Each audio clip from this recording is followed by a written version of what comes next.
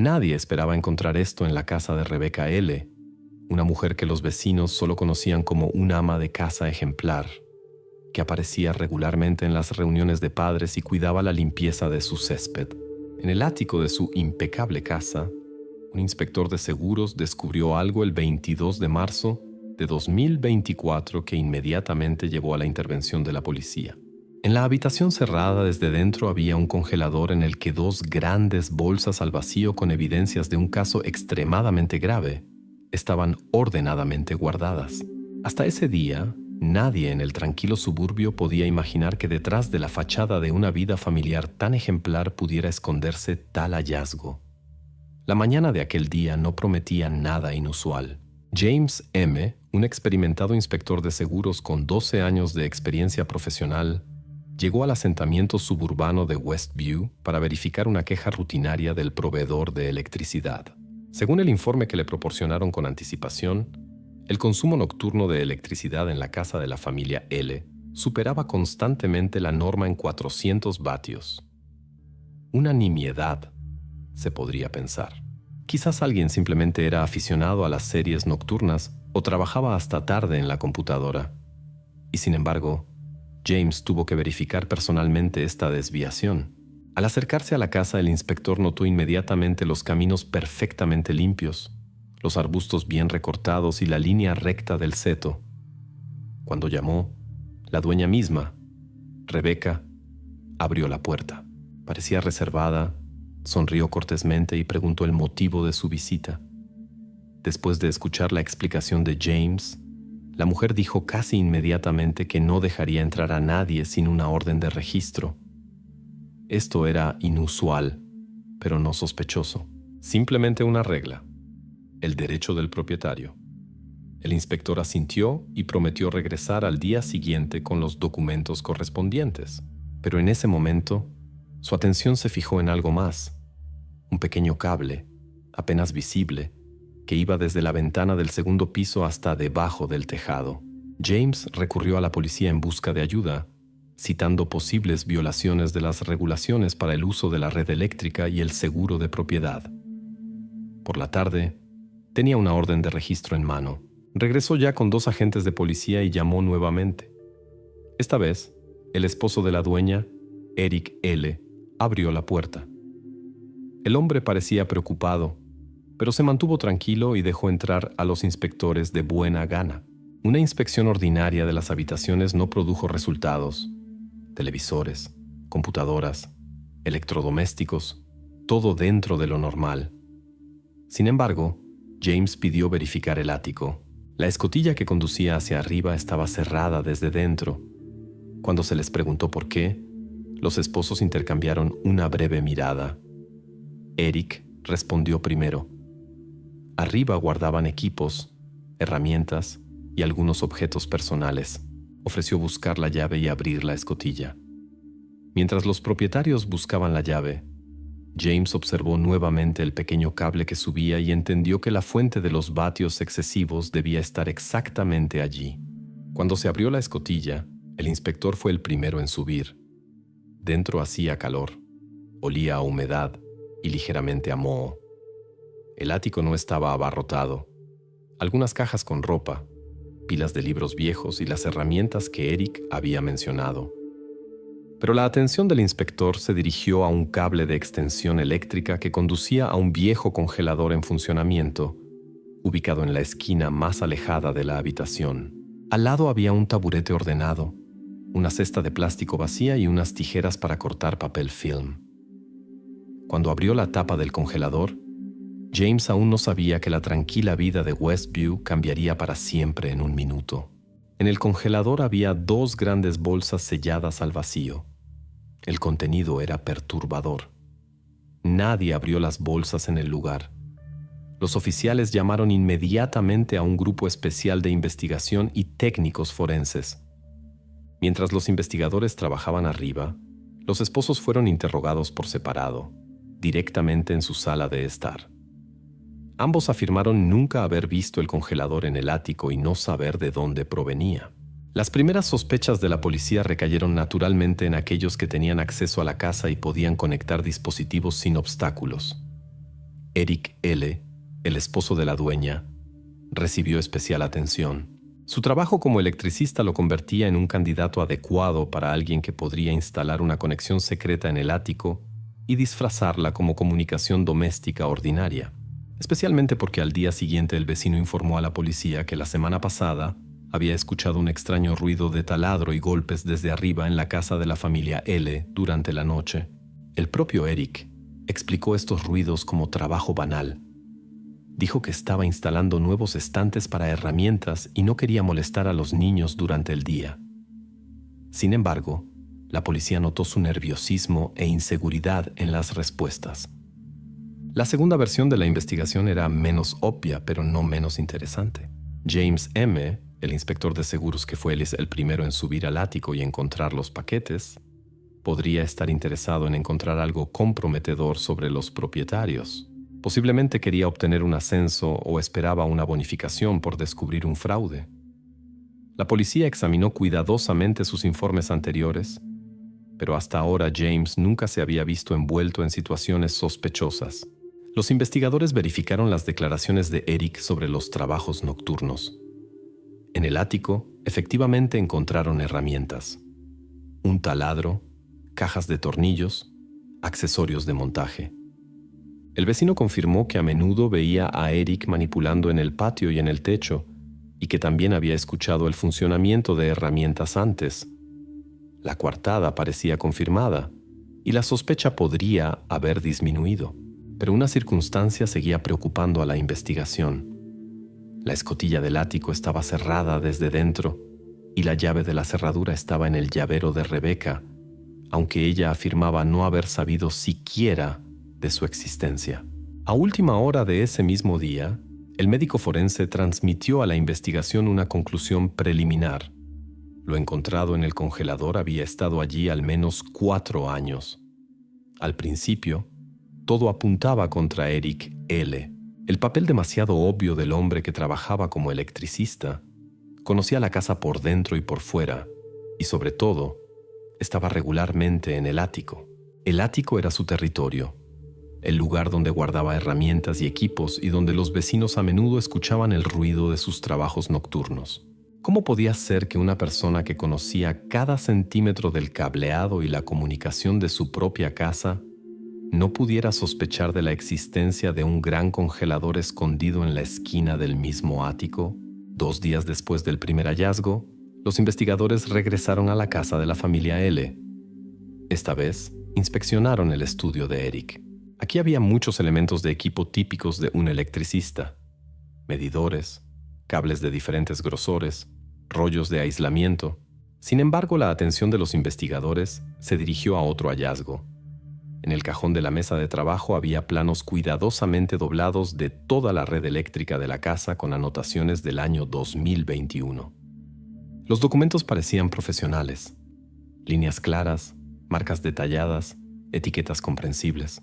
Y aunque los planos indicaban todos los puntos de conexión importantes: cocina, sala de estar, dormitorio, sótano, en ninguno de los esquemas había una línea dibujada que condujera al ático. Precisamente esta circunstancia parecía particularmente extraña. La lógica sugería que una persona con el hábito profesional de anotar cada pequeño detalle simplemente no podía olvidar indicar una línea adicional. Resultó que o bien alguien más la había instalado sin su conocimiento, o Eric intencionalmente no la había anotado en los planos. Cuando el investigador le preguntó directamente a Eric quién exactamente había colocado el cable hacia el ático, Eric pareció genuinamente sorprendido. Explicó que él mismo nunca había instalado cableado hacia arriba para ningún electrodoméstico, excepto en un caso. Mi esposa pidió instalar un aire acondicionado arriba. Hace demasiado calor allí en verano. Quería crear un espacio cómodo para trabajar o descansar, explicó Eric. La verificación de las palabras de Eric no tomó más de 1 hora. El cable efectivamente conducía a un modelo antiguo de aire acondicionado, instalado bajo la pendiente del techo en la esquina opuesta del ático. El dispositivo parecía funcional, pero viejo, con una fina capa de polvo en la superficie de la carcasa. Parecía que el aire acondicionado no se había utilizado durante varios años, pero lo más importante, La potencia indicada en la placa de características del dispositivo era exactamente de 400 vatios. Exactamente esos 400 vatios excesivos que tanto habían preocupado a la compañía de seguros y habían llevado al inspector hasta aquí. Resultó que la violación encontrada en el consumo de electricidad no estaba relacionada en absoluto con el congelador. Posiblemente los ruidos notados por los vecinos y las peculiaridades en el comportamiento de los propietarios eran simplemente una coincidencia cotidiana. Se podría pensar que este hecho debería haber disipado parcialmente la sospecha contra Eric. Sin embargo, los investigadores entendieron que el caso estaba lejos de su conclusión. Una simple coincidencia parecía demasiado conveniente para un electricista. Lo que más preocupaba a los investigadores, sin embargo, era la discrepancia entre las palabras de Eric y su comportamiento. Explicaba tranquila y seguramente por qué y cómo había instalado el aire acondicionado, mostraba planos, respondía a preguntas técnicas sin enredarse en sus declaraciones. Y con todo esto, insistía persistentemente en que nunca había visto el congelador en el ático. Para los investigadores, esto significaba una de dos cosas. O bien realmente no estaba informado sobre lo que sucedía bajo su propio techo, o Eric estaba desviando magistralmente a la policía. Las dudas se intensificaron cuando se verificó el historial laboral de Eric. Había trabajado como electricista en la misma empresa durante casi 10 años. Tenía una reputación impecable. Los colegas lo describían como una persona concienzuda y honesta. No se había registrado ni un solo incidente con su participación. Todo esto encajaba perfectamente con la descripción de una persona capaz de realizar una acción cuidadosamente pensada y ejecutada con precisión. Sin embargo, al día siguiente la situación cambió drásticamente. Por la mañana, el médico forense transmitió los resultados de una prueba rápida de ADN realizada con urgencia a petición de la policía. Las evidencias en el congelador estaban biológicamente relacionadas con Eric y Rebecca. Ahora esto ya no podía considerarse como una simple coincidencia o intervención externa. Se trataba de algo profundamente personal que había sido cuidadosamente ocultado del entorno. El matrimonio, que el día anterior negaba tranquilamente cualquier relación con lo ocurrido, de repente estaba directamente vinculado con el hallazgo. Estos resultados hacían la situación casi obvia para cualquier observador externo. La pareja claramente sabía más de lo que le contaba a la policía. Pero quedaba una circunstancia que no encajaba en el cuadro incluso después de este descubrimiento. Ese mismo día, la policía solicitó los registros médicos de Rebecca L. de los últimos años.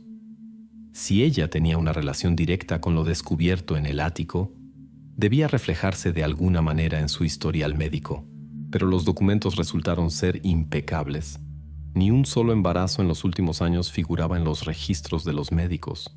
El historial médico de la mujer estaba completamente limpio, como si Rebecca nunca hubiera tenido nada que ver con lo que se encontró arriba. Hasta ese día, el nombre de Rebecca L. se asociaba exclusivamente con la comodidad doméstica, el orden y la silenciosa felicidad familiar. No se perdía ni una sola reunión del comité de padres, ayudaba a organizar eventos escolares y los sábados celebraba barbacoas para los vecinos en el jardín. Incluso los conocidos más atentos no notaron nada inusual en su comportamiento. Y sin embargo, esta esposa y madre ejemplar de 3 hijos había logrado vivir 2 situaciones que solo dejaron huellas cuidadosamente ocultas. Desde la recepción de los resultados de ADN, la policía comenzó una revisión exhaustiva del historial médico de Rebecca. Como resultó, el historial médico de la mujer contenía entradas no del todo típicas. 2 veces en los últimos años, el médico de cabecera había acudido a su casa debido a quejas de un virus estomacal agudo. La primera vez en agosto de 2017, la segunda vez en abril de 2020. Ambas veces los síntomas fueron descritos en detalle y de manera similar. Debilidad severa, mareos, náuseas. Además, el médico destacó especialmente que el estado empeoraba precisamente por la noche. En los registros médicos no había ni siquiera una indicación de otras posibles causas de este estado. Pero después del hallazgo en el ático, la policía ya no creía en coincidencias. Los investigadores descubrieron rápidamente que durante ambas infecciones virales de Rebecca, Sus 3 hijos mayores no estaban en casa. Cuando la policía le preguntó directamente a la mujer sobre el paradero de los niños en esas fechas, Rebecca respondió breve y segura. Los niños estaban con la abuela. Le encanta cuando vienen a visitarla durante las vacaciones. Una explicación aparentemente perfecta. Pero el procedimiento de verificación estándar mostró un panorama diferente. La abuela de los niños, la madre de Eric, se encontraba en esas fechas en un estado completamente diferente, en conferencias y seminarios, confirmados por documentos oficiales y billetes de avión. Además, las facturas telefónicas mostraban claramente que en esos días no hubo ningún contacto entre la abuela y los niños. Estas contradicciones destruyeron completamente la cómoda versión de Rebecca. La imagen perfecta de la madre comenzó a perder rápidamente su brillo anterior. Los policías ya sabían que la mujer ocultaba cuidadosamente su estado y sus acciones durante estos periodos. Pero la pregunta principal, ¿a dónde fueron enviados realmente los miembros mayores de la familia?, quedaba abierta. En un intento de explicar las peculiaridades en el comportamiento de Rebecca, la policía amplió el círculo de interrogación e incluyó a sus parientes cercanos. Fue entonces cuando la hermana mayor de Rebecca, Jennifer, contó a los investigadores detalles que hasta entonces habían permanecido desconocidos. Al parecer, Rebecca había experimentado una grave crisis psicológica en el año 2015 después de un parto difícil, cesárea. Jennifer mencionó que su hermana no dormía por las noches, caía en un estado depresivo y evitaba el contacto con sus seres más cercanos. En ese momento, nadie tomó en serio la situación y la atribuyó al cansancio habitual y a la recuperación después de la operación. El informe de Jennifer fue percibido por los investigadores como una posible explicación de los eventos. Es muy posible que Rebecca tuviera serios problemas psicológicos y los ocultara cuidadosamente de su entorno. Teóricamente, esto podría explicar por qué incluso su marido no sabía nada de lo que ocurría en la casa. Sin embargo, la revisión de los historiales médicos nuevamente dio un resultado negativo. Ni un solo diagnóstico relacionado con la salud mental estaba oficialmente registrado para Rebecca. Ni siquiera había consultado a un psicólogo. La versión de la hermana se convirtió rápidamente en otro callejón sin salida que no proporcionó nuevas pruebas a la investigación. El avance, sin embargo, vino de un lado inesperado. Durante posteriores verificaciones del historial financiero de la familia, la policía descubrió que Rebecca había alquilado durante varios años consecutivos un apartado de correos en una oficina postal en las afueras de la ciudad, registrado a nombre de R. Lee. Nadie de los allegados, incluido Eric, conocía la existencia de este apartado. Cuando los investigadores abrieron la celda, encontraron en ella una serie de recibos de una tienda online poco conocida llamada Home Labor Safe. En los comprobantes se indicaban importes, fechas y números de pedido. Estos documentos interesaron inmediatamente a la policía. Las compras eran regulares, precisas y siempre se entregaban en determinados intervalos de tiempo. La comparación de las fechas de pedido con las visitas domiciliarias médicas no llevó mucho tiempo. Cada recibo de Home Labor Safe coincidía perfectamente con las fechas de las visitas del médico de cabecera anotadas en los historiales médicos de Rebecca. Ahora resultaba obvio que sus virus estomacales agudos eran algo mucho más pensado y organizado. Lo que comenzó como una verificación banal de las facturas de electricidad se había transformado inesperadamente en la investigación de una vida secreta, cuidadosamente ocultada por una mujer a quien todos consideraban una madre y esposa perfecta. Tras el descubrimiento de los recibos de Home Labor Safe, los investigadores comenzaron a examinar en detalle los paquetes entregados. Los documentos parecían estándar, artículos para el hogar y productos de higiene. Sin embargo, lo importante fue que la tienda de Internet conservaba fotos de archivo de cada envío despachado. La policía solicitó inmediatamente acceso a estas imágenes mediante una orden judicial, y pronto esto proporcionó nuevos detalles importantes para la investigación. Tras examinar las fotos proporcionadas, los investigadores obtuvieron exactamente las pruebas que habían estado buscando durante tanto tiempo. En dos imágenes se veían claramente cajas con fechas de envío: el 7 de agosto de 2017 y el 22 de abril de 2020. Ambas veces, las cajas tenían un aspecto discreto, típico de compras ordinarias por Internet, pero un examen detallado de los embalajes reveló objetos médicos, instrumentos estériles con las etiquetas forceps estériles y pinzas médicas. Estos artículos no encajaban en la imagen doméstica que Rebecca había pintado. La sospecha de la investigación se intensificó cuando se verificó la información digital sobre los pedidos. Los expertos técnicos determinaron rápidamente que todos los pedidos se realizaron a través del router de Internet doméstico de la familia L. Ahora quedaba claro que la persona que realizaba estas compras lo hacía exactamente desde la casa de Eric y Rebecca. La policía le hizo a la mujer una pregunta directa sobre el origen de estos pedidos. Inicialmente, explicó con calma que las compras fueron realizadas por sus hijos, quienes supuestamente pedían varios juguetes y pequeñeces para la escuela. Sin embargo, cuando el investigador señaló la naturaleza médica de estos objetos, Rebecca se mostró menos segura. Explicó que posiblemente simplemente no había notado los artículos inusuales cuando ayudaba a los niños con las compras en línea. Esta explicación pareció poco convincente y demasiado simplificada para la investigación, dada la seriedad de los hallazgos. Para confirmar las circunstancias de la entrega de estas cajas, los investigadores decidieron hablar con el mensajero del servicio de entrega que había entregado directamente los paquetes. El mensajero recordaba bastante bien una de las entregas, especialmente la de agosto de 2017. Según sus palabras, el paquete fue recogido por una mujer cuyo rostro no pudo reconocer de inmediato, ya que estaba parcialmente cubierto por una gorra de béisbol. El mensajero explicó que tales casos eran frecuentes y no le dio importancia especial en ese momento. Brevemente surgió la versión de un posible participante externo que podría recoger paquetes para Rebecca. Sin embargo, la policía no descartó la línea principal y decidió verificar este hecho con más detalle.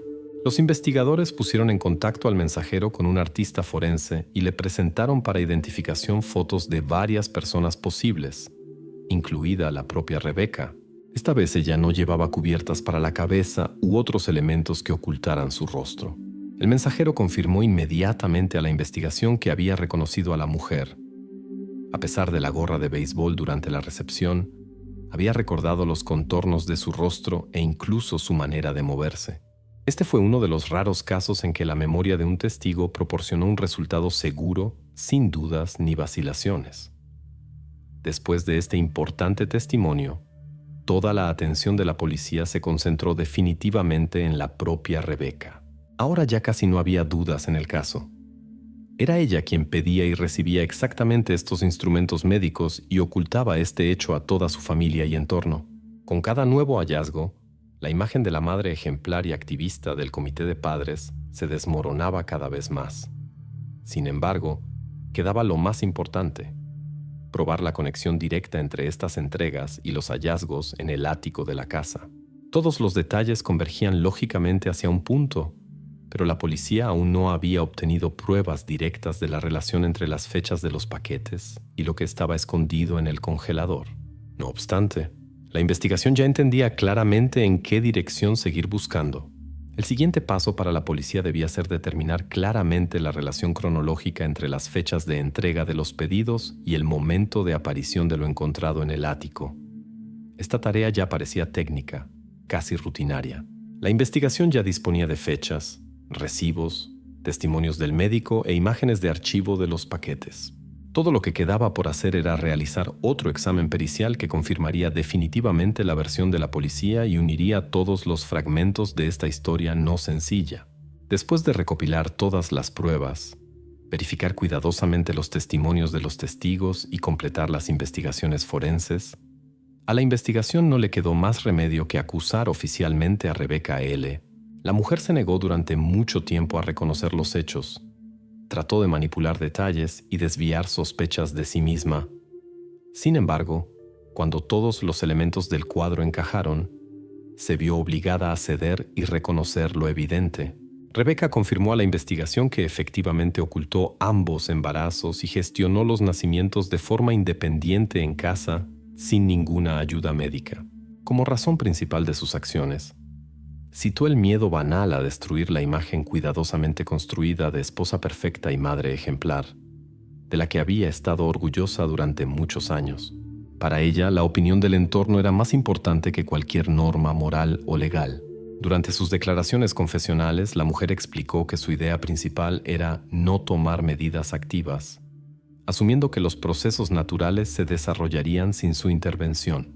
No sabía y no quería saber exactamente a qué podría conducir esto. La investigación determinó que lo ocurrido fue resultado de negligencia grave al no proporcionar la atención médica necesaria en el momento crítico. El examen médico forense señaló claramente la ausencia total de asistencia en momentos decisivos, lo que llevó a la tragedia. Un elemento importante de la investigación fue la confirmación de que la potencia del compresor del congelador instalado en el ático era exactamente de 400 vatios. Precisamente este valor había llamado inicialmente la atención de la compañía de seguros y llevado a la visita del inspector. De hecho, fue exactamente este pequeño detalle el que formó el inicio de la cadena que condujo a los investigadores al terrible hallazgo. Además, la cadena de pruebas digitales quedó definitivamente confirmada. Los expertos descubrieron que los pedidos por Internet de instrumentos médicos en el sitio web Home Labor Safe se realizaron desde la dirección IP del router doméstico de la familia L. El apartado de correos, a nombre de R. Lee, también pertenecía exactamente a Rebecca, lo que fue confirmado por documentos y grabaciones de cámaras de vigilancia. Las solicitudes judiciales al servicio de entrega proporcionaron imágenes de paquetes, donde se veían claramente fechas y contenidos que coincidían perfectamente con las fechas de las enfermedades virales de la mujer y las visitas del médico. La investigación reconstruyó la cronología completa de los eventos, sin dejar la más mínima posibilidad para interpretaciones alternativas. El juicio no duró mucho. Aunque la culpabilidad de Rebecca era obvia y confirmada por numerosas fuentes independientes, durante las audiencias la mujer intentó inesperadamente trasladar la responsabilidad a su esposo, Eric. Le dijo al tribunal que supuestamente su esposo conocía sus intenciones, ayudó en la instalación del congelador y contribuyó de todas las maneras a ocultar los hechos. El tribunal verificó cuidadosamente esta información, pero no encontró ni una sola confirmación de complicidad o conocimiento por parte de Eric. Los testimonios de colegas y conocidos de Eric lo caracterizaron como una persona honesta y decente. Además, mostró una conmoción sincera en los primeros días de la investigación que, según los investigadores, era imposible de fingir.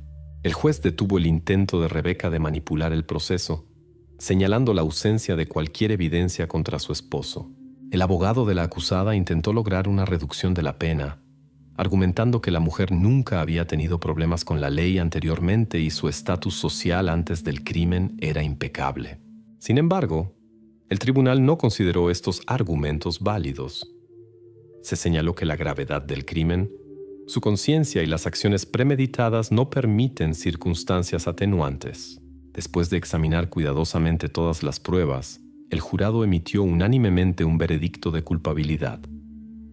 Rebecca L. fue condenada a cadena perpetua con posibilidad de libertad condicional no antes de 25 años. Durante 11 meses, todo el pequeño pueblo vivió con la idea de que la vecina Esther había hecho lo impensable. Había cocinado a Camila en un enorme caldero en su cobertizo. Los reporteros ya habían calificado este caso como el más horroroso en la historia de la región. La sociedad estaba dispuesta a creer en el canibalismo y la policía se demoraba en emitir una conclusión definitiva. Y solo después de casi un año se reveló la verdad. Camila realmente había muerto, pero las circunstancias resultaron ser completamente diferentes. Nadie había cocinado a nadie. Sin embargo, el misterio que se descubrió más tarde fue igualmente impactante. Esto ocurrió en la tarde del martes 4 de mayo de 2021, en un pequeño asentamiento en el sur de Chile, en la provincia de Maule. A las 20:15, Camila, de 9 años, salió de casa diciéndole a su madre que iba a casa de la vecina Esther para ver una película y pasar la noche. Estas visitas eran algo habitual. La casa de Esther estaba a solo 2 minutos a pie. La familia conocía bien a esta mujer desde hacía tiempo. Esther G., de 47 años, viuda, Vivía sola y nunca había levantado sospechas entre los vecinos. Sin embargo, en la mañana del 5 de mayo, Camila no regresó a casa. La madre preocupada llamó a la puerta de la vecina, pero no abrieron inmediatamente. Esther parecía algo confundida. Camila se fue anoche, justo después de la película. Dijo que había cambiado de opinión sobre quedarse a dormir. La madre denunció la desaparición a la policía y 2 días después, toda la región se conmocionó con una terrible noticia. La policía registró el cobertizo en el patio de Esther y confiscó un enorme caldero de aluminio con capacidad para 45 litros. Dentro, encontraron un caldo espeso y turbio con trozos de huesos. Los policías inmediatamente hicieron pública la información que horrorizó a la población. Los huesos encontrados en la olla parecían falanges humanas. La prensa se apoderó instantáneamente de la historia. Los titulares gritaban: «Niña hervida, la vecina cocinó a la niña». El tranquilo pueblo, que nunca antes había conocido crímenes de tal magnitud, se encontró en el centro de atención de los medios nacionales e incluso extranjeros. La investigación inmediatamente reveló varios detalles que complicaban aún más el caso. Primero, la puerta trasera de la casa de Esther estaba completamente abierta. Esa noche llovía ligeramente. El suelo estaba húmedo. Los investigadores registraron una clara huella de calzado de tamaño pequeño que conducía desde la puerta hasta la verja del jardín. La huella era reciente. En segundo lugar, surgió un detalle interesante. Esther tenía una licencia oficial para sacrificar y despiezar cabras para vender carne en el mercado local. En el cobertizo se encontraron herramientas de corte, entre las que destacaba un hacha pequeña con rastros de líquido marrón seco. El análisis aún no se había realizado, pero el panorama ya se perfilaba sombrío y siniestro. También se conocieron las últimas acciones registradas de Camila. A las 20:30 envió un breve mensaje a su madre. «Estamos viendo una película. Todo bien». Este fue el último contacto con Camila. Después de las 21:05, el teléfono ya no emitía señales y estaba fuera de cobertura. Los operadores confirmaron este hecho oficialmente. En el pueblo se extendieron instantáneamente rumores y teorías. La principal sospechosa se convirtió inmediatamente en Esther. Ella fue la última persona que vio a Camila con vida. En su casa se encontró un extraño caldo con huesos sospechosos, y la mujer estaba visiblemente nerviosa durante los primeros interrogatorios. Los reporteros vigilaban constantemente su casa. La opinión pública era extremadamente negativa, y los carabineros, policía chilena, ya insinuaban una acusación. Sin embargo, surgió otra versión. Varios vecinos informaron a la policía que en la noche de la desaparición de Camila, vieron una camioneta blanca cerca de la casa de Esther. El vehículo estaba estacionado allí aproximadamente a las 22:15, una hora después de que el teléfono de Camila dejara de estar disponible. Los testigos lo describían como desconocido en el área, pero nadie recordaba la matrícula. Los investigadores comenzaron a verificar todas las cámaras de vigilancia de la zona para encontrar el misterioso vehículo, pero hasta el momento sin resultados. La prueba más contundente presentada por la policía en las primeras etapas de la investigación fueron los fragmentos de huesos encontrados en el caldero. Uno de los policías, hablando extraoficialmente con un reportero local, dijo que los huesos encontrados por su forma se parecen mucho a falanges humanas. La prensa inmediatamente calificó esto como evidencia directa de un acto de canibalismo. El horror y el pánico se extendieron por la ciudad como un rayo. La gente comenzó a exigir el rápido arresto de Esther. En las redes sociales cayó sobre ella una avalancha de amenazas y odio. La mujer se vio obligada a esconderse en su propia casa, sin salir ni siquiera a comprar comida. La policía la puso bajo vigilancia las 24 horas para protegerla de posibles linchamientos, pero la investigación continuaba, y pronto la versión sobre huesos humanos comenzó a mostrar sus primeras grietas. Los expertos empezaron a sugerir cautelosamente que los fragmentos de huesos encontrados podrían pertenecer a animales, posiblemente a las cabras que Esther despiezaba legalmente para la venta. El 12 de mayo, una semana después de la confiscación del caldero y los restos, se recibió un informe preliminar del examen médico forense. El documento contenía una formulación que hizo que los investigadores frenaran sus declaraciones contundentes. Los huesos probablemente no son humanos. Probablemente, esta palabra se convirtió en la causa de infinitas conjeturas. La policía se negó oficialmente a confirmar la versión del canibalismo, pero la conclusión definitiva se retrasaba día tras día por alguna razón. Esto generó aún más rumores y suposiciones.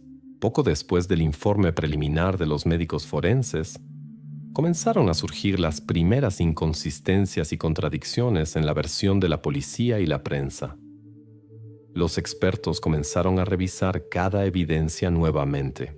Pronto se descubriría que el panorama, que parecía tan obvio en los primeros días, ocultaba una historia completamente diferente, compleja y totalmente inesperada para todos. Pero pasaría casi un año antes de que se revelara toda la verdad. 11 meses de incertidumbre y sospechas, después de los cuales la historia de Camila se volvería aún más trágica y sorprendente para la ciudad. ¿Por qué una vendedora solitaria de carne de cabra mantiene sacrificios nocturnos sin licencia para el sacrificio? La investigación avanzaba inexorablemente. Mientras en los medios continuaban los acalorados debates sobre la conclusión preliminar acerca de los huesos encontrados, los investigadores centraron su atención en Esther G. La policía entendía que la única manera de arrojar luz sobre el caso de Camila era estudiar detalladamente a la sospechosa número 1. La ciudad conocía a Esther como una mujer reservada que evitaba las compañías ruidosas y las fiestas. Vivía de forma modesta y tranquila, en las afueras del pueblo, evitando cualquier contacto innecesario. Pero a los investigadores no les interesaban las simpatías o antipatías personales de los vecinos, sino los detalles que pudieran indicar los motivos y circunstancias reales del crimen. La casa y el sótano de Esther fueron minuciosamente inspeccionados durante varios días consecutivos. Allí, entre paredes sombrías y estanterías con conservas caseras, la policía se topó con algo que no esperaba. En un viejo congelador se descubrieron 14 canales de cabra congelados. Este hecho por sí solo no era criminal. El comercio de carne de cabra era el principal ingreso de Esther, pero el problema radicaba en otra cosa. Su licencia suponía el sacrificio y procesamiento solo durante el día, exclusivamente bajo control sanitario. Sin embargo, las anotaciones en un cuaderno encontrado cerca evidenciaban que los sacrificios nocturnos se habían convertido en una norma para ella. Los investigadores establecieron rápidamente que cada una de las fechas en esas anotaciones coincidía exactamente con las noches en que los vecinos notaban que la luz en la casa de Esther permanecía encendida durante mucho tiempo y se escuchaban sonidos extraños. Los detalles de estas anotaciones parecían extraños. La hora del sacrificio siempre estaba entre las 22:30 y la medianoche. Estas coincidencias no podían ser casualidad. Luego, la policía descubrió documentos médicos de una clínica local. Sin demasiados detalles ni diagnósticos específicos, allí figuraban anotaciones de un psiquiatra fechadas en 2014. El psiquiatra señalaba en Esther una tendencia elevada al orden estricto, un pedantismo obsesivo y, lo más preocupante, una aversión persistente hacia los vecinos menores de edad. Sin nombrar diagnósticos concretos, estas anotaciones confirmaron las sospechas de la policía. Esther tenía sus propias peculiaridades, y estas podían ser mucho más serias de lo que parecía inicialmente. Interrogada en la comisaría, Esther se mantuvo tensa pero no perdió la seguridad. El investigador le preguntó directamente qué hacía la noche de la desaparición de Camila entre las 9 y la medianoche. Esther respondió seca y claramente: estaba viendo una serie. Cada noche se emite un nuevo episodio. Nunca me lo pierdo. Los policías verificaron inmediatamente su coartada a través de la compañía de televisión por cable. Resultó que la señal de su televisor estaba efectivamente activa en el horario indicado. Esto podría haber sido un fuerte argumento a su favor. Sin embargo, apareció una nueva circunstancia que empeoró drásticamente la situación de Esther. Uno de los vecinos más cercanos declaró: alrededor de las 22:40, es decir, en el momento exacto en que Esther supuestamente estaba viendo la serie, él oyó claramente sonidos de golpes de hacha que provenían de su cobertizo. Según él, esto continuó durante varios minutos, después de lo cual todo volvió a estar en silencio. La coartada de la sospechosa, por lo tanto, quedaba bajo gran duda. Los investigadores volvían una y otra vez a esta contradicción. ¿Qué era más importante? ¿Un televisor encendido o el testimonio de un testigo que claramente había oído un hacha? Mientras tanto, en la prensa seguía creciendo el escándalo relacionado con otro ardid de la policía. El investigador, probablemente buscando acelerar la confesión de Esther, mostró deliberadamente a los periodistas una fotografía del hacha pequeña confiscada anteriormente en el cobertizo. En la foto se veía claramente una costra marrón oscura. La policía no afirmaba directamente que fuera sangre de Camila, pero la insinuación era obvia. Los reporteros rápidamente imaginaron el resto por sí mismos, y las noticias volvieron a estallar con titulares: ¿el hacha sangrienta de Esther? ¿Nueva evidencia contra la caníbal? A pesar de la ausencia de confirmación oficial, la opinión pública ya estaba completamente en contra de Esther. Los habitantes de la ciudad casi unánimemente creyeron: la mujer claramente ocultaba algo. Su implicación parecía cada vez más convincente. Un retorno a la vida normal para ella ya no era posible. Finalmente, después de varios días de especulaciones interminables y presión mediática, llegaron los resultados del análisis de laboratorio del hacha, y nuevamente la conclusión resultó completamente inesperada. Los expertos del laboratorio dieron una respuesta clara e inequívoca. La costra en la hoja era exclusivamente sangre de cabra. Además, en toda la casa y en las pertenencias de Esther no se encontró ni una sola célula humana. La ausencia total de material biológico de Camila parecía increíble y ponía toda la versión de la acusación bajo seria amenaza. Pero incluso ahora los investigadores no se apresuraban a excluir completamente a Esther de la lista de sospechosos, pues la ausencia de ADN no significaba una inocencia absoluta. Posiblemente, ella había sido más cuidadosa de lo que suponía la policía, o simplemente sabía cómo borrar rastros. Sin embargo, tales conclusiones hicieron que la investigación aflojara temporalmente la presión sobre Esther. Las preguntas se volvieron aún más agudas. El panorama del crimen se difuminaba. Se volvía menos claro y evidente de lo que era al principio. Si Esther realmente no tenía nada que ver, si las sospechas resultaban erróneas, esto significaba solo una cosa: la persona que se llevó a Camila esa noche seguía libre, y la policía no tenía la menor idea de su identidad. Era necesario introducir urgentemente nuevas figuras en el caso, y en esta etapa de la investigación parecía que todos los participantes y testigos comenzaban a entender: lo más importante e inesperado aún estaba por venir. Se descubre que el padre de Camila, Sergio A., recibió una orden de alejamiento hace un año por amenazas a su ex esposa. Mientras la atención de la investigación oscilaba entre las sospechas hacia Esther y el esquivo conductor de la camioneta blanca, en la superficie surgía un nuevo detalle. Estaba relacionado con la familia de la propia Camila. Los investigadores decidieron analizar con más detalle el entorno de la niña de 9 años desaparecida, lo que significaba estudiar atentamente a sus parientes más cercanos. En primer lugar, sus padres. La familia de Camila a primera vista parecía normal. Una pequeña casa ordenada, una madre soltera que cuidaba de su hija y un padre al que los vecinos apenas veían. Sin embargo, detrás de la simplicidad y tipicidad de esta imagen se escondían detalles que poco a poco comenzaban a manifestarse, arrojando una sombra de duda sobre la evidencia y la claridad de todo lo ocurrido. Al estudiar detalladamente las circunstancias de la vida familiar, los investigadores rápidamente se toparon con un hecho que no se había revelado anteriormente. Resultó que el padre de la niña, Sergio A., había recibido oficialmente un año antes una orden judicial restrictiva que le prohibía acercarse a su ex esposa y a la casa donde alguna vez vivieron juntos. La razón de tal decisión judicial fueron las amenazas que había expresado repetidamente hacia su ex esposa después del divorcio.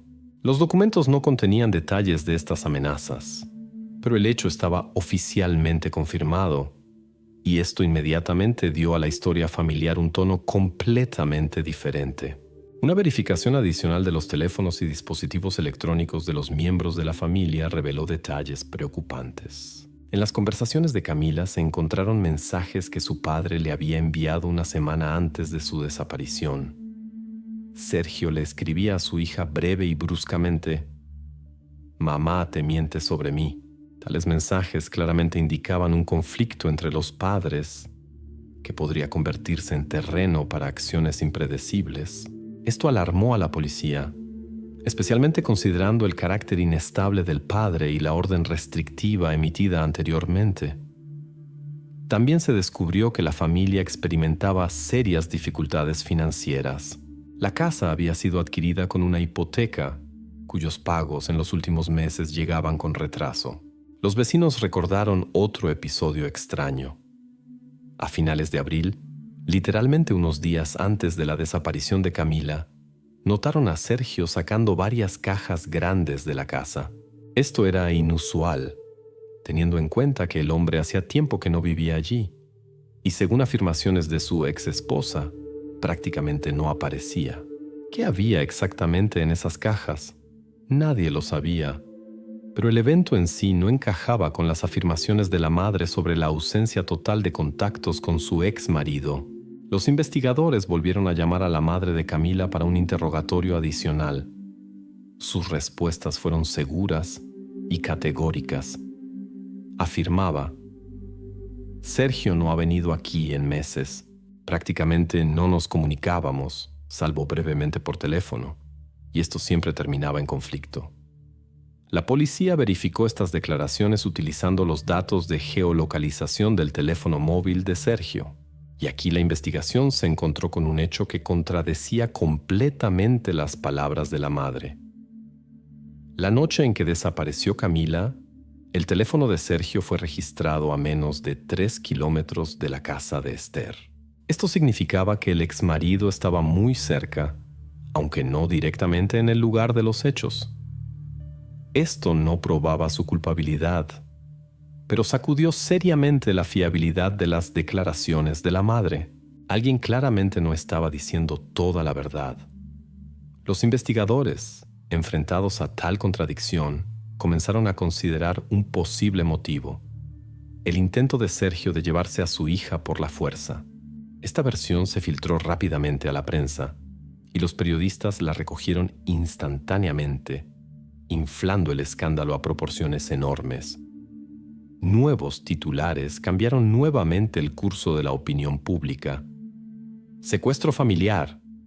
¿Sergio secuestró a su propia hija para vengarse de su ex esposa? La ciudad volvió a sumirse en el pánico y la ansiedad, además de que los habitantes ya estaban abatidos por las terribles versiones sobre canibalismo. Ahora comenzaron a sospechar del padre de Camila, viendo en él a un hombre capaz de medidas extremas debido a conflictos personales. Sergio de repente se encontró bajo una fuerte presión social, aunque aún no se había demostrado que estuviera relacionado de alguna manera con la desaparición de Camila. Pero apenas la investigación comenzó a profundizar en esta versión, cuando surgieron nuevos hechos que la contradecían drásticamente. La policía obtuvo acceso a una grabación de video de una cámara de vigilancia de una estación de servicio ubicada a 70 kilómetros del lugar de la desaparición. En la grabación se veía claramente a Sergio llenando tranquilamente el depósito de su coche a las 22:12 de esa misma noche. Esto significaba que físicamente no podía estar simultáneamente cerca de la casa de Esther y en la gasolinera. La coartada del exmarido fue parcialmente confirmada, y la versión de su participación en los eventos de la noche de la desaparición se desmoronaba ante los ojos de los investigadores. Sin embargo, la policía no estaba preparada para excluir completamente a Sergio de los sospechosos. Los datos de geolocalización eran demasiado ambiguos y su conflicto con su ex esposa demasiado profundo y personal. Las sospechas, aunque debilitadas, seguían siendo parte de la investigación. En esta etapa, la investigación comenzó a divagar notablemente, tratando de aferrarse a cualquier versión convincente, ya fuera Esther con sus misteriosos sacrificios nocturnos, o el misterioso conductor de la camioneta blanca, o el padre, enredado en sus propias emociones y contradicciones.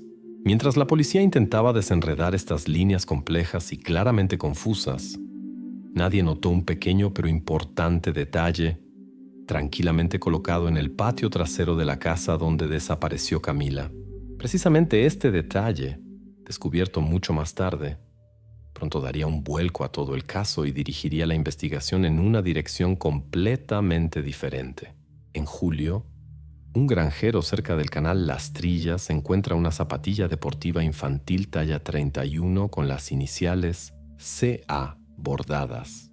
Mientras la investigación vagaba impotente en un laberinto de contradicciones y falsas evidencias, cada nueva circunstancia solo complicaba el panorama. Numerosas versiones aparecían y se derrumbaban una tras otra, pero a mediados del verano ocurrió un evento que nuevamente cambió el curso de la investigación y devolvió la atención al punto de partida: la casa de Esther y sus alrededores inmediatos. El 13 de julio, más de 2 meses después de la desaparición de Camila, un granjero local que pasaba junto al canal Las Trillas descubrió algo inusual. Era una zapatilla deportiva infantil blanca, completamente cubierta de barro seco. En la superficie lateral del calzado estaban cuidadosamente bordadas las iniciales: CA. El tamaño de la suela, 31, exactamente el mismo que usaba Camila, la desaparecida. El granjero no intentó examinar el hallazgo por su cuenta. Inmediatamente lo comunicó a la policía. La zapatilla fue enviada inmediatamente al laboratorio. Los investigadores mostraron precaución profesional y empacaron el calzado en una bolsa de papel especial para preservar la mayor cantidad posible de material biológico. Los expertos inmediatamente señalaron un detalle clave. El suelo adherido a la suela coincidía completamente en composición y estructura con la tierra tomada del patio trasero de la casa de Esther. Esto significaba una cosa: el calzado pertenecía a Camila y lo llevaba puesto aquella noche cuando desapareció. Pero dentro de la zapatilla esperaba un descubrimiento aún más significativo. Los expertos encontraron rastros epiteliales masculinos que no pertenecían a ninguna de las personas ya conocidas relacionadas con este caso. En el laboratorio rápidamente realizaron una comparación con muestras de ADN de Sergio, pero el resultado fue negativo. El nuevo ADN claramente apuntaba a un hombre desconocido, cuya identidad aún estaba por determinar. La policía volvió al granjero que descubrió el calzado.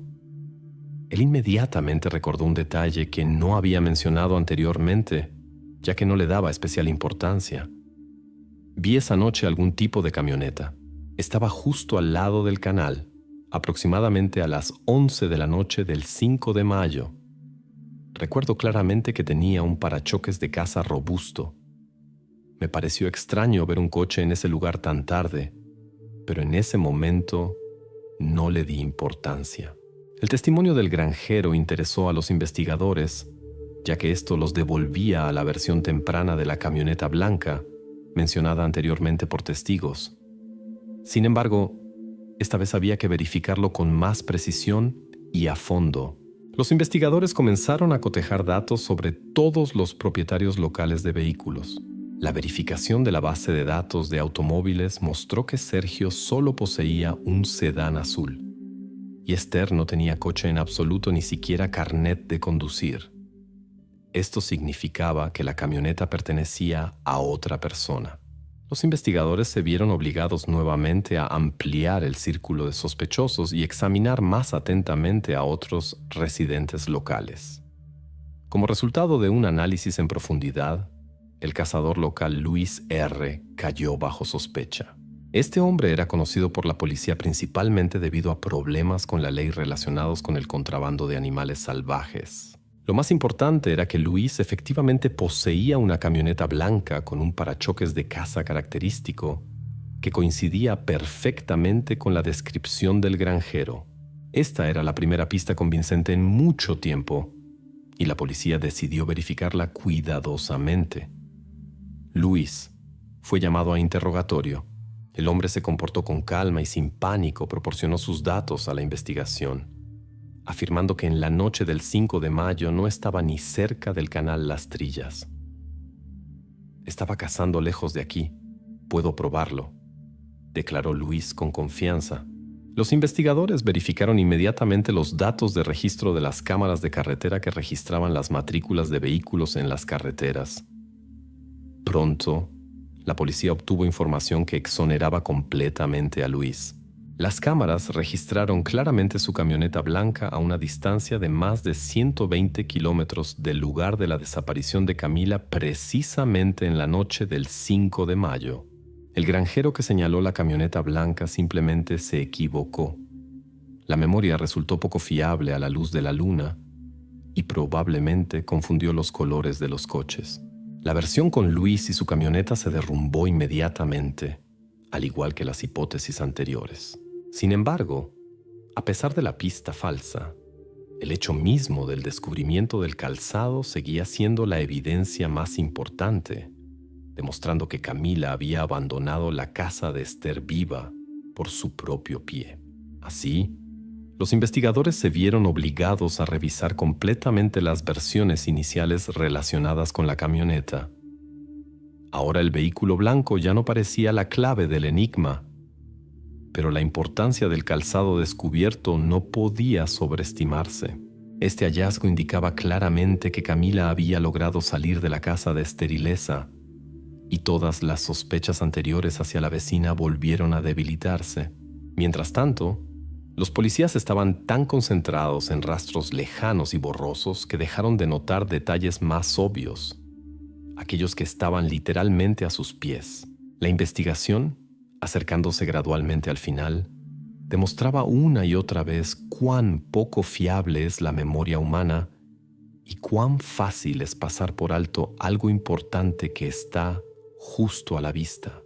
Miguel, un recolector de metal sin hogar, dormía regularmente bajo un toldo frente a la casa de Esther. En la noche del 4 de mayo desapareció de su lugar habitual. La investigación volvía a un callejón sin salida. La versión de la camioneta blanca se derrumbó. Luis R. quedó fuera de sospecha. Y aunque el calzado encontrado confirmó que Camila abandonó el patio de Esther por sí misma, no dio respuesta a la pregunta principal. Los investigadores se vieron obligados a volver al punto de desaparición y examinar atentamente a quienes se encontraban en las inmediaciones. Así apareció en el horizonte del caso Miguel, más conocido por su apodo, Traua. Era una figura conocida en el barrio, un recolector de metal sin hogar, constantemente en movimiento en busca de chatarra, latas vacías y electrodomésticos viejos. Miguel a menudo dormía bajo un toldo junto a un antiguo almacén justo frente a la casa de Esther. Su presencia hacía tiempo que había dejado de llamar la atención de los residentes, y la policía hasta ese momento ni siquiera consideraba necesario hablar con él. Sin embargo, precisamente en la noche del 4 al 5 de mayo, nadie vio a Miguel en su lugar habitual. Esto pareció sospechoso. La policía decidió verificar a esta persona más detenidamente. Cuando los agentes encontraron a Miguel, hallaron en su poder varios objetos que a primera vista parecían sospechosos. Una pequeña ganzúa, un destornillador común y una pulsera fina, claramente infantil, sin broche. La pulsera no pertenecía a Camila.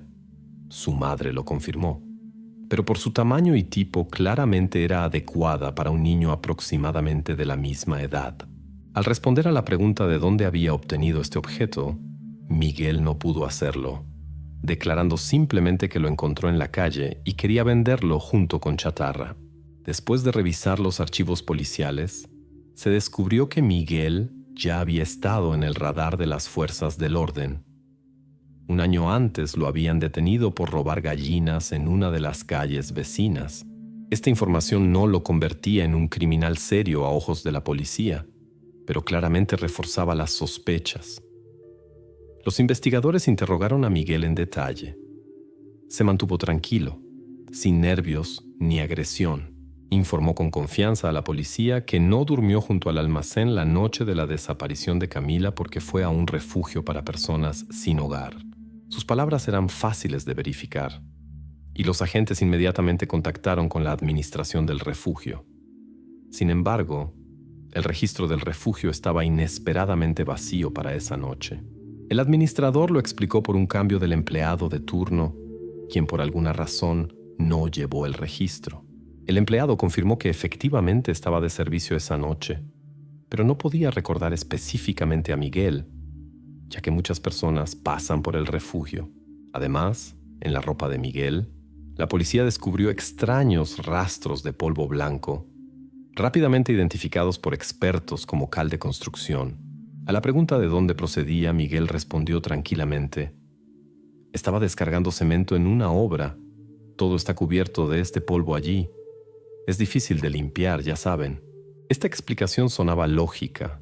Sin embargo, los investigadores no estaban completamente convencidos.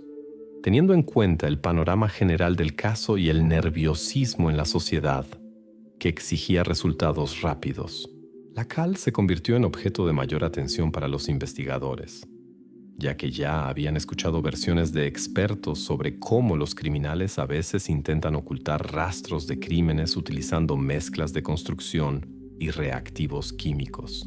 A los investigadores inmediatamente se les ocurrió la teoría de que Miguel podría haber usado cal para disolver evidencias. Miguel trabajaba ocasionalmente en obras de construcción y ayudaba a reparar equipos antiguos. Entre otras cosas, a veces realizaba trabajos esporádicos para propietarios de maquinaria especial, como una excavadora de paso utilizada para trabajos en canteras. Teniendo en cuenta la teoría de la disolución de rastros, la policía obtuvo una autorización para registrar la excavadora y el área circundante donde Miguel podría haber trabajado. Fue una decisión seria, sin embargo, no encontraron nada sospechoso.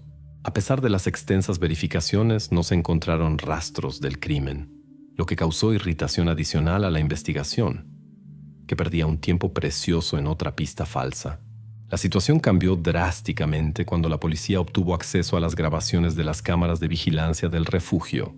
A pesar de la ausencia de registros en el libro, una de las cámaras había grabado que exactamente a las 23:10 en la noche de la desaparición de Camila, Miguel entró tranquilamente en el edificio del refugio.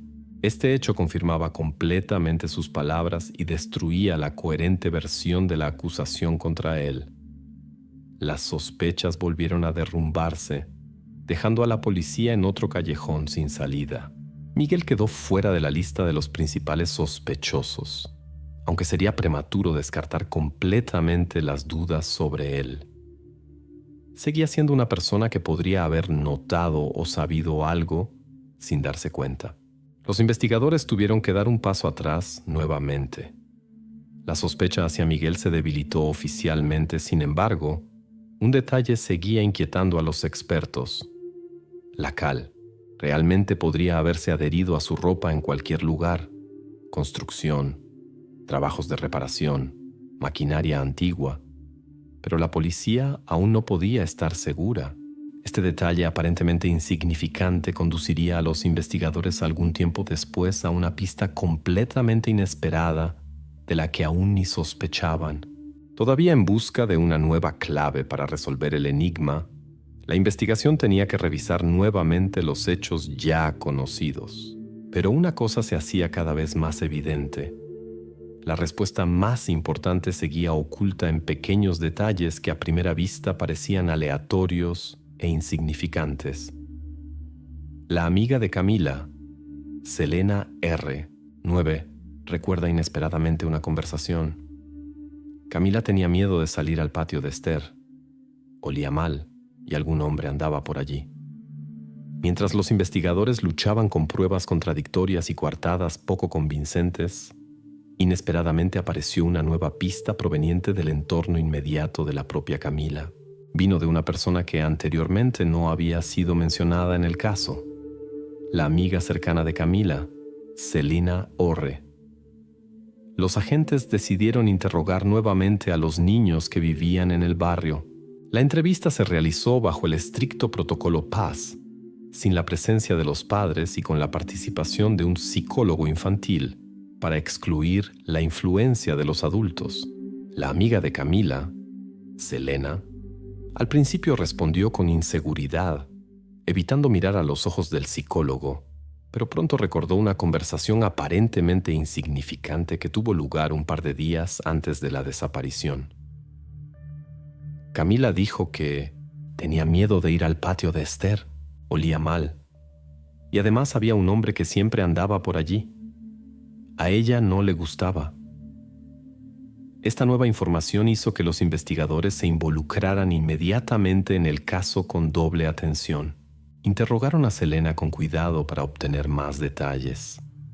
Sin demasiados detalles emocionales, la niña describió al hombre con bastante claridad y seguridad, tanto como su memoria infantil le permitía. Tenía barba, llevaba una chaqueta verde. Por la noche, después de la cena, sacaba algunas bolsas pesadas. Lo vi un par de veces, pero siempre desde lejos. Estos testimonios eran importantes para la policía. Los investigadores inmediatamente prepararon una fila de identificación fotográfica con 6 hombres similares, seleccionados según las características descritas. Mostraron las fotografías a Selena para su identificación. La niña no dudó y rápidamente señaló la foto número 4. Esta persona resultó ser Raúl G., el hermano menor de Esther, cuyo nombre hasta ese momento no había figurado en ningún protocolo de investigación. Los investigadores inmediatamente comenzaron a verificar al nuevo sospechoso. En primer lugar, interrogaron a la madre de Esther y Raúl, una mujer anciana que vivía separada. A la pregunta sobre la visita de Raúl a su hermana, confirmó sin vacilación. Sí, fue a verla el 4 de mayo. Llevó verduras de su granja. Por la tarde, no vi nada extraño. Raúl fue citado para interrogatorio, donde se mantuvo extremadamente tranquilo. Inmediatamente confirmó que efectivamente había ido a ver a su hermana, pero insistió enfáticamente en que había abandonado su casa antes del anochecer. Me fui alrededor de las 7 de la tarde. Estuve en casa de mi hermana muy poco tiempo. Se me acabó la batería del teléfono porque olvidé cargarlo. Siempre hago lo mismo. Me olvido. Pero era difícil verificar la veracidad de sus palabras. El teléfono de Raúl estaba efectivamente apagado.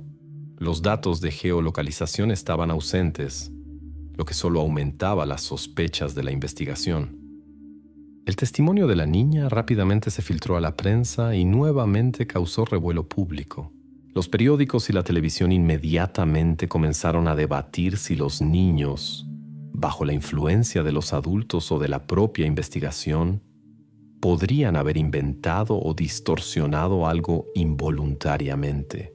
La prensa criticaba a la policía, acusándola de presionar a testigos menores de edad y de no tener suficiente precaución al tratar con testimonios infantiles. La propia policía también trató con cautela el testimonio de Selena.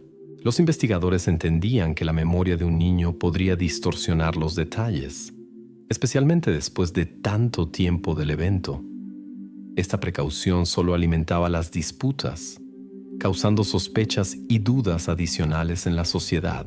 Sin embargo, otro descubrimiento del médico forense volvió a cambiar el panorama y devolvió las sospechas a Raúl. Los expertos, continuando el examen de la misma hacha pequeña, previamente declarada libre de rastros biológicos humanos, descubrieron inesperadamente micropartículas de fibra de vidrio en su hoja y mango. Este era un material característico, del que generalmente se hacen los mangos de los cuchillos de caza. Precisamente ese tipo de cuchillo era el que Raúl usaba en su granja, lo que confirmaron los agentes después de una entrevista preliminar con los conocidos del hombre. Este hallazgo se convirtió en la primera evidencia material que vinculaba a Raúl con el lugar del incidente, y ahora la investigación no podía ignorar su implicación.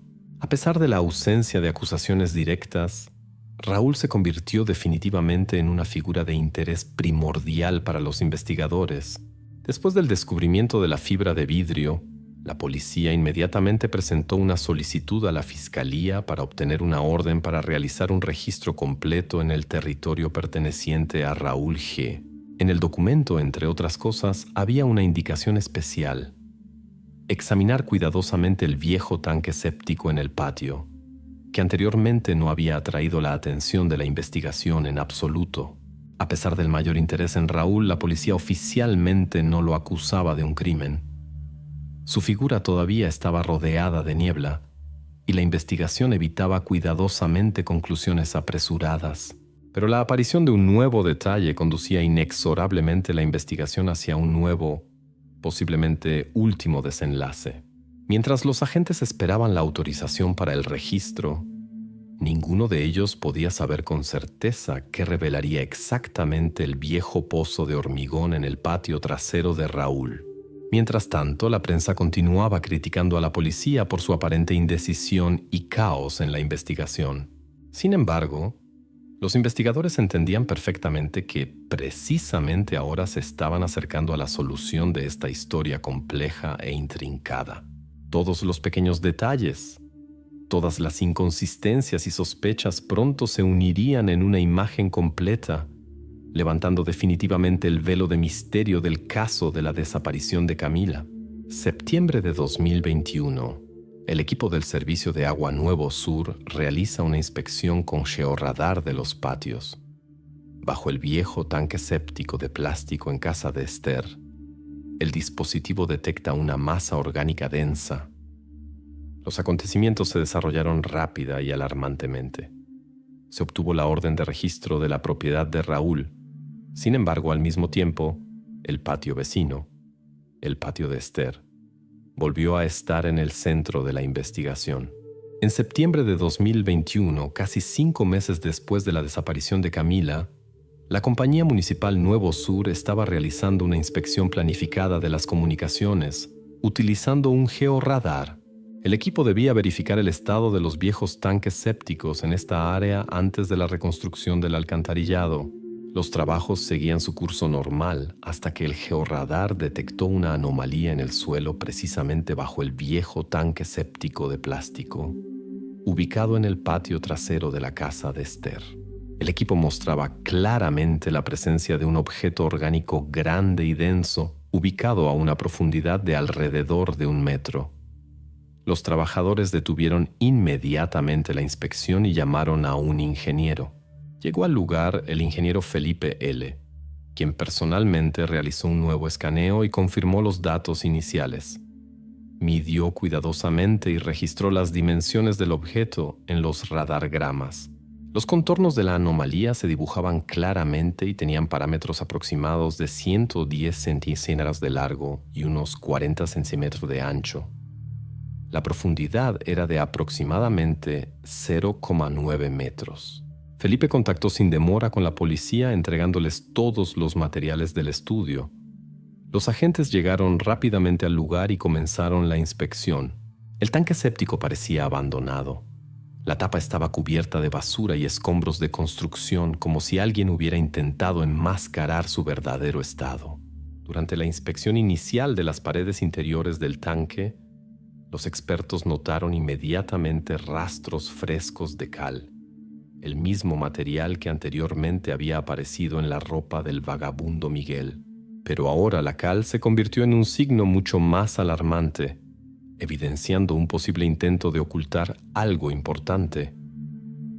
Cerca del borde de la tapa del tanque séptico, Los criminólogos descubrieron pequeños fragmentos de tela verde. Era un material resistente que recordaba a la tela de una chaqueta, posiblemente la misma de la que hablaba la pequeña Selena, recordando al hombre que sacaba bolsas pesadas del patio de Esther. La cadena de pruebas que se formó inmediatamente obligó a los investigadores a actuar con decisión. Raúl fue convocado nuevamente para interrogatorio. Parecía tan seguro como antes y nuevamente no mostraba signos de ansiedad. A la pregunta sobre qué sabía del tanque séptico, Raúl respondió inmediatamente: este tanque séptico no se ha utilizado desde 2019. Yo personalmente lo cerré y simplemente lo cubrí con basura diversa. No hay nada importante allí. Compruébelo 1000 veces si quiere. Sin embargo, sus palabras contradecían el testimonio de la vecina, la anciana Ana B., cuyo patio colindaba directamente con la parcela de Esther. La mujer afirmó con confianza: recuerdo claramente la noche del 5 de mayo. Hubo mucho ruido desde el patio de Esther y además olía muy fuertemente a cal. El olor era casi asfixiante. No podía confundirme. Era exactamente cal. La usábamos a menudo para tratar el suelo. El testimonio de la vecina reforzó las sospechas de la policía, aunque no señalaba directamente a Raúl. Era simplemente una confirmación de que el tanque séptico había sido utilizado esa misma noche. Mientras tanto, la fiscalía intentó reducir la intensidad de la atención pública, proponiendo cuidadosamente una hipótesis alternativa. El fiscal oficialmente sugirió que el objeto encontrado por el georradar podría ser simplemente desechos del despiece de cabras, actividad a la que se dedicaba Esther. Sin embargo, en esta ocasión, el público y la prensa recibieron la versión con extremo escepticismo. Pocos creían que simples desechos pudieran provocar tanto interés por parte de los investigadores y tantas medidas para ocultarlos. A pesar de la debilidad de la hipótesis, la fiscalía insistía en que todas las versiones requerían verificación. Sin embargo, la atención de la policía ya estaba dirigida a otro asunto, y las palabras del fiscal no cambiaron la actitud general de los agentes. Se estaban preparando para abrir el tanque séptico. El tribunal emitió rápidamente una orden para abrir el viejo tanque séptico. La noticia se difundió instantáneamente y representantes de los medios de comunicación llegaron rápidamente al lugar. Los policías instalaron una carpa para proteger el área de una posible lluvia y garantizar la privacidad del procedimiento. Todo lo que ocurría era grabado por los periodistas a distancia. Cuando la tapa del tanque séptico se levantó lentamente, todas las cámaras cercanas se apagaron repentinamente. Un oficial de policía dio la orden estricta de detener la grabación, explicando a los representantes de la prensa que el contenido era demasiado impactante y no estaba destinado a ser visto públicamente. El contenido del tanque séptico fue inmediatamente cubierto y cuidadosamente acordonado con cinta policial, sin permitir a nadie entrar en el perímetro. A pesar de la ausencia de una declaración oficial, los presentes entendieron que lo encontrado era extremadamente importante y profundamente preocupante. Los expertos del laboratorio criminalístico, sin perder tiempo, comenzaron inmediatamente a investigar el hallazgo. Pronto se supo que el objeto encontrado era lo que habían estado buscando durante más de 4 meses. Pero aún no se había realizado una identificación oficial. Los expertos comunicaron cautelosamente a los investigadores solo un detalle importante. Bajo las uñas del objeto desconocido se encontraron fibras de tela verde, la misma que se descubrió cerca del tanque séptico. Mientras la prensa especulaba sobre lo que ocurría tras puertas cerradas, la policía cerró completamente el laboratorio, impidiendo cualquier intento de filtración de información. Todos los que habían seguido el caso desde el principio entendían. La investigación había llegado a su punto crítico.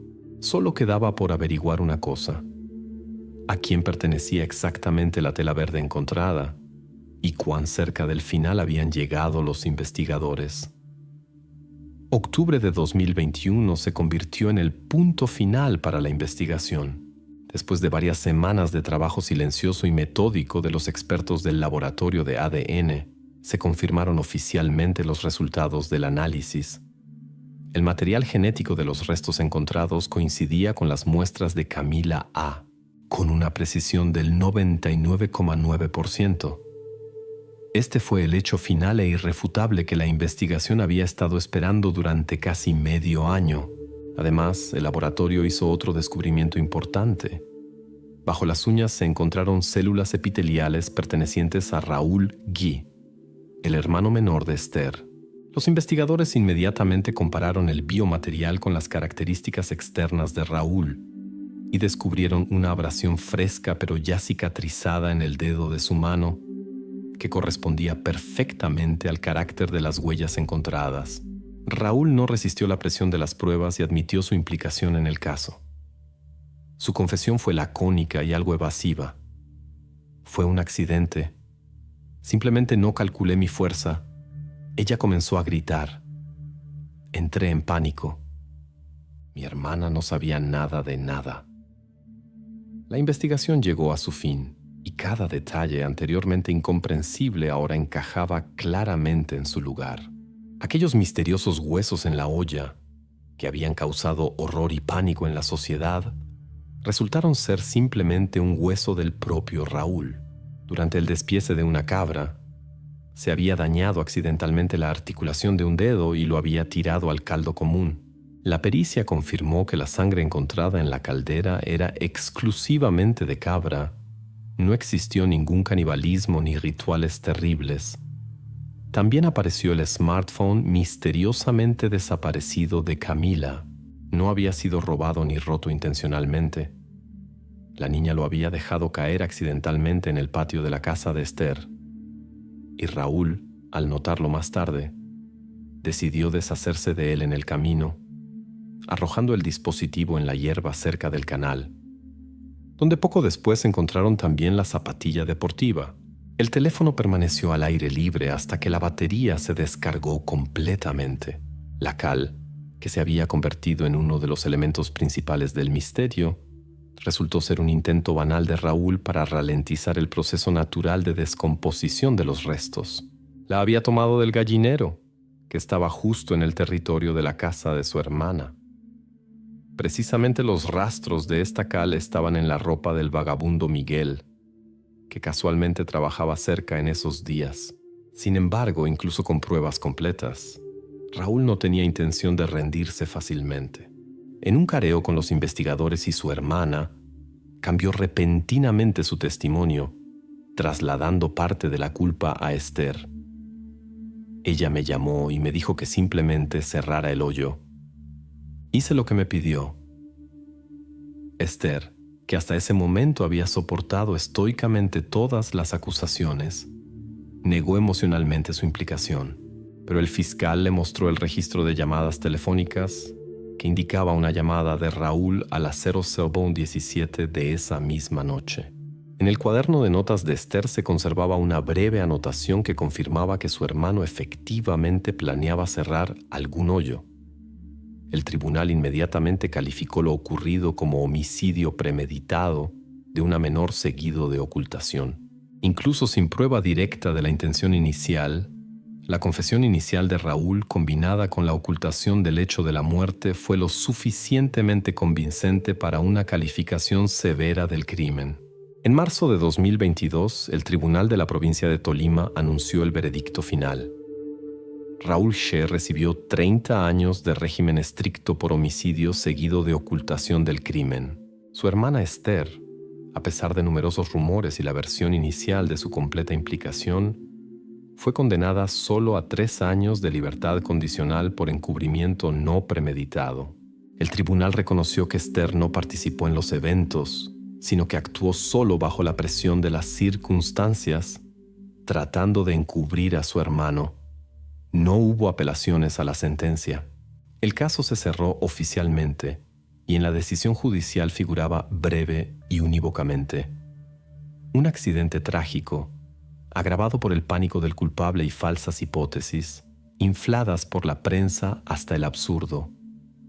La resolución de este sonado caso, no se produjo gracias a talentos detectivescos excepcionales, sino exclusivamente gracias al trabajo rutinario y metódico de los servicios municipales y los laboratorios criminalísticos. Fueron precisamente los especialistas ordinarios del servicio de agua y los expertos del laboratorio de ADN quienes pusieron punto final a la investigación, descartando versiones ruidosas pero falsas, que resultaban tan atractivas para los medios y el público.